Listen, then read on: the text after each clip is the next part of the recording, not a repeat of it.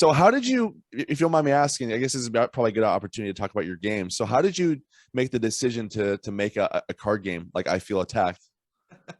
Well, the real answer is because WWE closed my entire division. Oh boy. Oh no. But I mean, that's not exactly the real answer. You know, I had been, so basically WWE last summer kind of closed their division, and I got X amount of severance, you know, X months of severance. Right. Now I had made it through 5 rounds of furloughs in the pandemic. So I was doing the workload of, you know, 6 people at least. And I was working about 65, 75-hour weeks, putting a show on the air, you know, like it was a lot. And so I said, look, I'm going to take my severance money and I'm going to finish the creative pursuits that have been sitting on the sidelines for years. I had a TV show, a lawyer TV show that I've been developing, and I had to read more research books for it. I've had some scripts, some friends' scripts of mine that I've been meaning to try and find financing for, which I'm in negotiations to get financing on a film Oh, that cool. I would be producing this year. So Oh, that'll wow. be fun.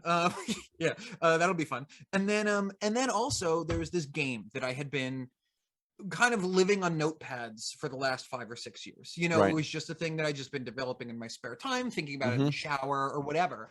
And I was like, I'll just finish that, you know, because I worked for Magic for X amount of years, so I can at least get it to the right people, I guess. You know, I Yeah. don't know Right. who Right. they Right. are, but I know people who know the right people, so Right. you know, I can get it to them. And then I'll get it out the door and I'll do the other things.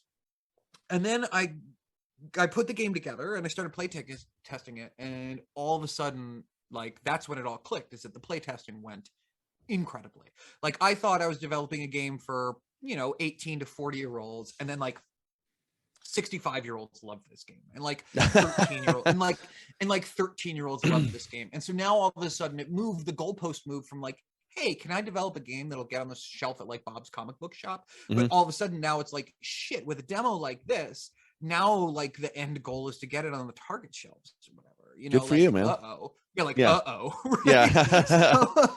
So I kind of looked into it, and I talked to my wife about it. My wife was like, look, you know, we need medical care for your child, which you lost in the job. We need you to make some money, and we need you to have a backup plan, you know, like if this doesn't work out. And so I was like, well, it looks like I need seed funding. And she was like, yeah, that's what it seems like to me. Yeah. So I went out, I put together investor presentations, and I found seed funding for the game. And so, like, That's fantastic. I had never done that on my own before. You know, I know this is an entrepreneurial thing, you know, so I kind of want to keep it at that.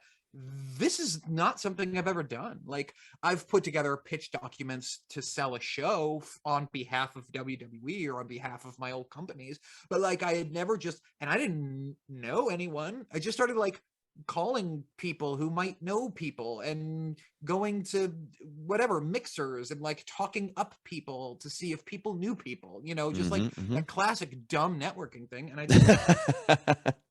I found startup money, and that was that felt incredible. It felt amazing, because my whole life, you know, I've done a lot of things, but like getting someone to believe in an idea of mine off of nothing other than me telling them about it. Right. You know what I mean? Like, and me pitching them on my ideas. Yes. Is like it's an endorphin rush, man. Like, it is. Really feels great, you know? Yes, it is. And not to undercut my own marketing here, because you should buy my game that is coming out and when it comes out.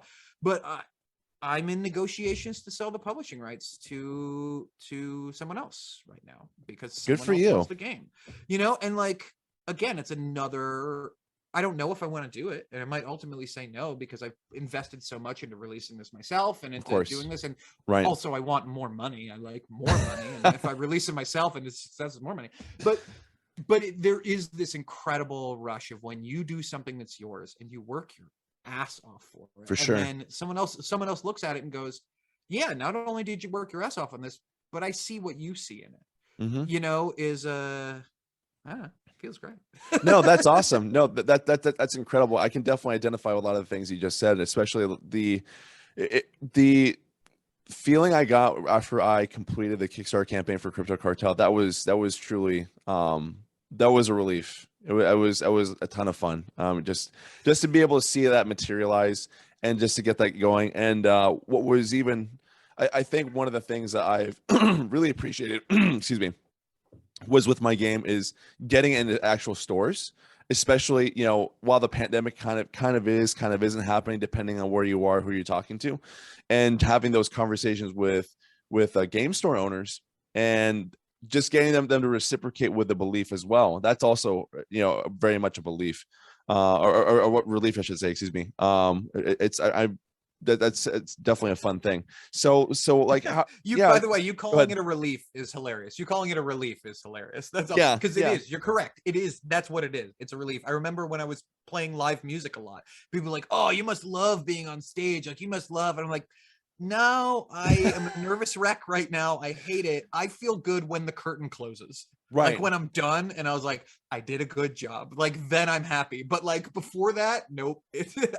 I work for the relief. It's what I work for. No, but because So it's funny. that huge unknown, because you largely don't understand how people will I guess take your game, how they'll whether they'll appreciate it, they'll love it, they'll hate it, whatever.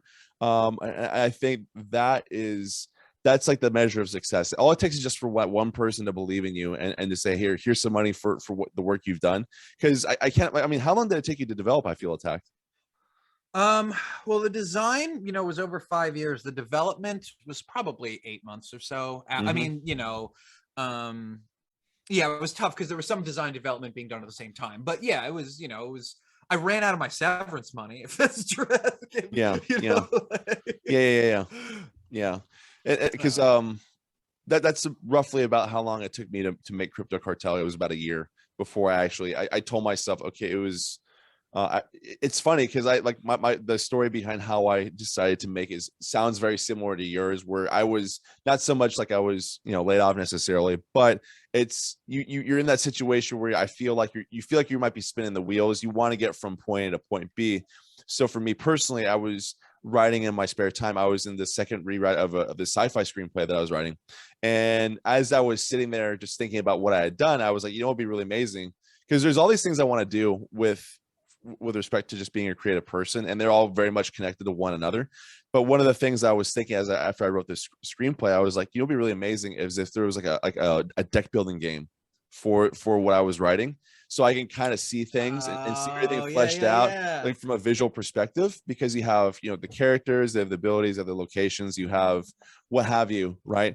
And I was just thinking that through, and I was just all of a sudden, the entrepreneurial mindset starts clicking. Like, I wonder how much it would cost to do this. I wonder how much it would cost to do that, little by little. And then, you know, slowly but surely, I was stepping one. You know, I was getting closer and closer to Crypto Cartel, and that's eventually how I decided, you know, I'm gonna make a card game. It's the cost to make it is not that great.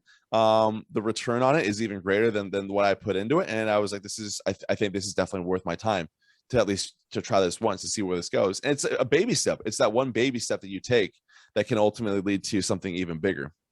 Yeah. No, that's really funny. What a hilarious origin story. I love it. That it was like a writing aid, basically, of like in a Right. lot of ways of how can I, and you end up extending the universe of your screenplay, and then it takes on a life of its own. That's really cool. I like that a lot.